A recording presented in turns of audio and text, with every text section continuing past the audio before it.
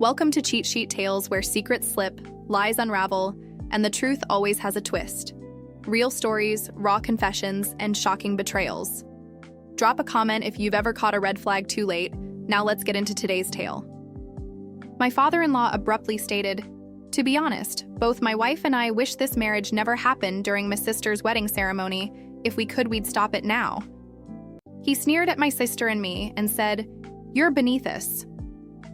My sister broke down.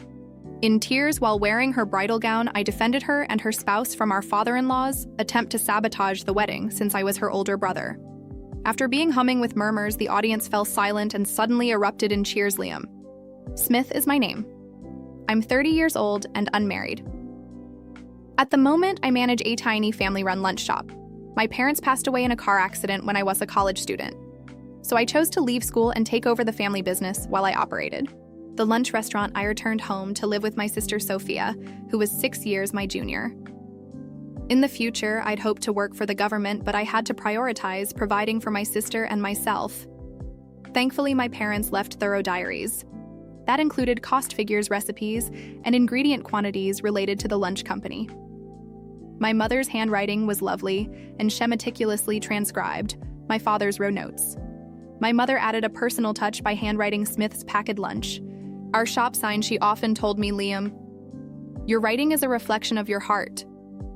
Despite the fact that we live in a digital world, let's make sure you write beautifully.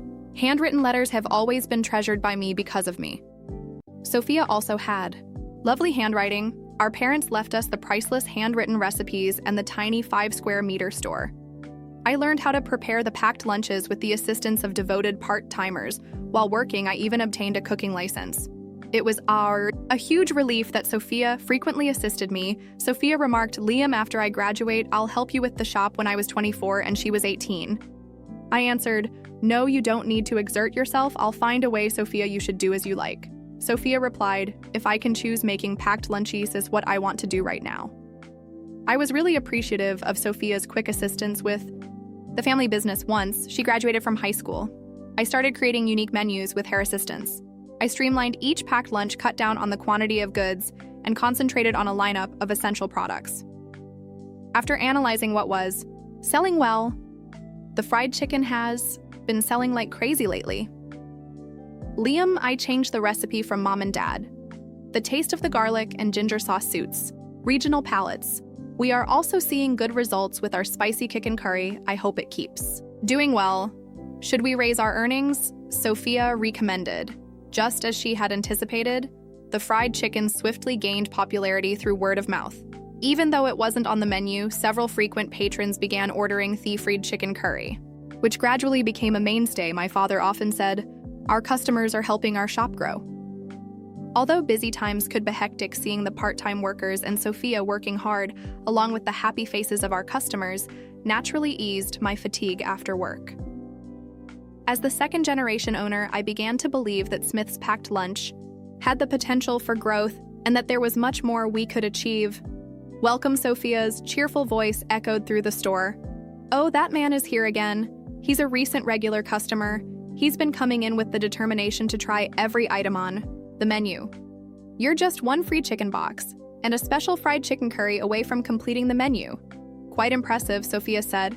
"I like to save the best for last." "Thank you for always making such delicious lunches," the customer replied. Having regular customers is a blessing. On rainy days, sales typically drop, but this customer would even come during storms. "Liam, I have something to tell you." Sophia said when she was 16, she started helping with the family business. Right after high school, Ethan's father told Sophia, "I'm looking for someone more suitable for Ethan. I could introduce him to someone else. You might have had a tough life, but you are not suitable for my son. He's our precious eldest son. Please leave." Despite Ethan's efforts to defend Sophia, his father wouldn't listen. Sophia came home feeling sad, embarrassed, and disappointed. "Not suitable, huh? I can't believe some parents still think like that in this day and age. I'm proud to be the daughter of a small packed lunch shop owner, but today I just feel shattered. The talk about status and everything made me cry. How can they judge you based on what little they hear?" Sophia said, tears in her eyes, "John says he won't give up even if his father opposes. He wants to proceed with the wedding plans. We might end up eloping. You know, it sounds like a reverse Romeo and Juliet. It could be a tragic story. I told Ethan not to put himself through it, but he said he couldn't imagine his life without me. He was serious. Enough to say he'd cut ties with his parents if that's what it took for us to be together. Whether that was the best decision for both of them was unclear. As for me as a brother, I couldn't stand to see Sophia cry. If anything bothers you, no matter how, small talk to me, I told her. Thanks, Liam. It must have been the first time Sophia had ever been looked down upon, so it hurt her deeply. Tears welled up in her eyes. Again, John was very serious about marrying Sophia. At home, Sophia was writing wedding invitations by hand. She was steadily preparing for the wedding.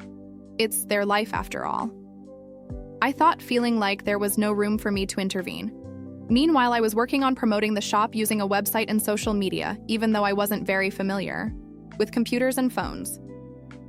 Recently, I bought a food truck, had Sophia write the chalkboard menus, and started attending local markets to spread the word about Smith's packed lunch. The wedding date was set. It was going to be a small ceremony with close family. Liam, I've managed to convince my parents. Please attend the wedding. Without worry, I trust you, Ethan. But Sophia still insists on working at the shop. That's included in our plans. Having her work will be helpful. Liam, you know, the customers come to get their energy from, and you'll miss me, right? Sophia was my only sister, my only family. As her brother, it was my duty to let her go. But I felt a bit lonely. Her promise to continue helping with the shop was my only solace. The wedding day arrived, seeing Sophia, who usually wore a cotton bandana apron and jeans, now with her hair beautifully done and wearing a wedding dress. I was amazed at how stunning she looked. Thinking about all the struggles we went through, I couldn't help but shed tears at her radiant appearance. Liam, why are you crying? It's too early for that. We're just getting started. Oh, it's just dust in my eye. Ouch, I should take some pictures. I took out my rarely used DSLR camera and captured Sophia from various angles. I must have clicked the shutter about 50 times. These photos would be precious memories of our time together.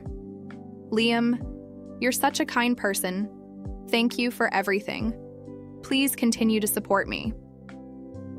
In truth, those words of gratitude were likely meant for our late parents. Ever since I dropped out of college, I'd been a stand-in parent for Sophia. I hoped to manage that role well enough. Overwhelmed by Sophia's thanks, I turned away and cried. The ceremony proceeded as planned. The bride and groom sat at their seats looking at us with a mix of shyness and happiness. It was time for the father of the groom's speech. Although Ethan's father had initially opposed the marriage, Ethan assured me he had convinced his father. Good day, everyone. I am Martin Thompson, the father of the groom, Ethan. On this auspicious day, I thought as I watched the groom's father, I feel like I've seen that man somewhere before. He seemed accustomed to public speaking and was adept at holding the audience's attention. His speech was written on a long vertically folded piece of paper, suggesting it would be lengthy. I expected it to be a heartfelt speech that would make the bride and groom happy. As I was saying, I run a food manufacturing company and plan to pass it on to my eldest son, Ethan. He spoke about his company, how he had raised John with care, and his desire for John to inherit the business. This meant Sophia's future would be secure. However, as the speech continued, it took a strange turn. I heard the bride's parents passed away early, and she's had a tough life as the daughter of a small packed lunch shop owner. In contrast, John graduated graduate school and is set to become analyte. This is the very definition of disparity. Is this kind of misfortune acceptable? Frankly, both my wife and I wish this marriage never happened. We want it annulled immediately. The groom began to buzz. The groom's father placed the letter on the bride and groom's table as if to say, "Take this." A wedding speech that proposed breaking off the marriage. This wedding was orchestrated to humiliate Sophia was in tears, and John got furious at his father's selfishness and stood up abruptly. I also stood up seeing this and signaled John to calm down. I took the father's letter and stepped up to the microphone. "What are you doing, young man? Why did you take my letter?" Ethan's father said, "I'm next in line for the speech, so I took the liberty of coming up." I replied with a smile. The MC hurriedly introduced me. I am Liam Smith, the bride, Sophia's brother. Liam Smith. Who is this youngster? Ethan's father muttered, trying to recall. He looked at me, searching through his memory. The groom's parents may oppose this marriage, but I support it. Though I may be just the son of a small packed lunch shop owner, my sister and I have shared many hardships together. We take great pride in the work we inherited from our late parents, and we always will. The room grew even more restless. I continued, they say handwriting reflects the heart. Looking at this letter written by the groom's father, I see nothing but a regrettable and rude individual. Placing such a poorly written letter on the bride and groom's table is an insult to their special day. What are you saying, you impertinent fool? I said it's a mismatch, Ethan's father shouted. Do you know who I am? Mr. Thompson, I retorted firmly. You're Liam Smith, the owner of Smith's Packed Lunch. Recognition dawned on his face. I usually wore an apron with a headscarf, but he finally matched the name with the person. Regardless of what you say, even if this marriage seems like a modern-day Romeo and Juliet, I will support and watch over Ethan and Sophia. Issei, brother and brother-in-law. Thank you for listening. The previously buzzing room fell silent, and then erupted in applause. After the ceremony, Ethan's father hurried over to me. I didn't realize you were the owner of Smith's Packed Lunch.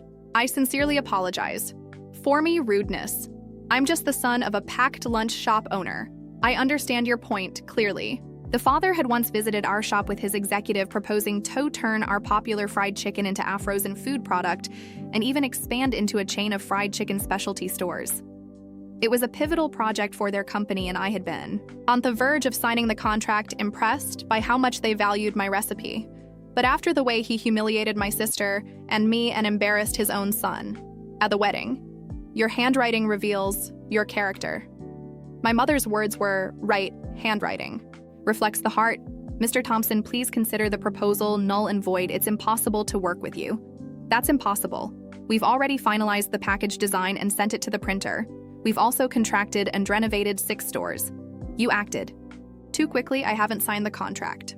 Moreover, this recipe is a treasured family secret refined by me from my late parents, original. I'm not giving it away. You should look elsewhere. The Smith's Packed Lunch brand carries significant weight. Please, reconsider. Suddenly, Ethan interjected and cut into the conversation. Dad, our relationship ends today as promised. I never expected such a betrayal. I'm cutting ties with you, Ethan. Please reconsider. You're the only. Herr John shouted, tears streaming down his face, who broke our promise first. Thus John ceased to be a son to his father. He took on our family name, becoming Ethan Smith. After the tumultuous wedding, Sophia and Ethan moved into an apartment near the packed lunch shop. Sophia's previously 0 and Newt commute turned into a 20-minute bike ride. Despite this, she continued to greet customers with her usual cheerful welcome and worked hard in both customer service and food preparation. Handwritten pop signs are now Sophia's specialty. They are an indispensable promotional tool for Smith's Packed Lunch. Ethan supported me on the business side, often asking, Liam, is there anything I can help with? Cutting ties with his parents did not diminish Jay's exceptional marketing skills. He later established a digital marketing company with no air left. Jay's parents brought in a new president for their food manufacturing company from outside. However, as chairman, Mr. Thompson was not good at delegating and quickly drove the new president out. He then took on the title of chairman and president himself, but his notorious reputation caused the company to shrink further. The cost of losing John was steep for Mr. Thompson. With Ethan's help, I focused on product development, while creating hip products was challenging. Smith's Packed Lunch gained more recognition. The chicken curry, Ethan suggested, was initially sold in local convenience stores and supermarkets, but now it can be reached nationwide through online sales. It was even featured in department store catalogs for holiday gifts. It felt like a small stone causing ripples in a pond, expanding slowly but surely. What our late parents built was now blossoming. One day, a woman came for an interview. She was a year older than me. I looked over the resume, and the handwriting on it was Excellent, beautiful, reminiscent of my mother's, she expressed her love for our packed lunch and store interior. Her sincerity was evident. Sophia vouched for her meticulous customer service and work ethic. Handwriting reflects the heart I thought captivated. By her elegant handwriting, it proposed to this passionate woman. Now we have 2 children, making us a family affair. Today we're taking the food truck with our family and my sister's family to a gourmet food festival. The event is at a large park in New York. A large crowd is expected. We've refined our signature fried chicken for this day. I'm confident that the future of Smith's packed lunch is